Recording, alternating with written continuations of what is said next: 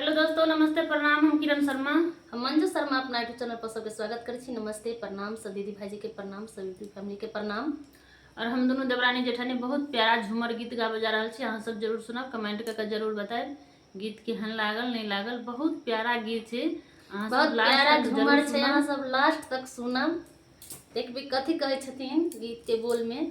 कते रहथिन हुनकर सास ससुर अमरूक अपना बेटा के कखनो स्कूल नहीं भेजलखिन, के लऽ सोनरा से अपने दाम करलखिन, सोनरा अपने गढ़लखिन, नथिया टीका अपने दाम तोड़लखिन। अते रहथिन हुनकर हस्बैंड, कखनो हुनका मतलब हिसाब के कुछ अबे नहीं करे। बहुत प्यारा झूमर, यहाँ सब जरूर भरी कला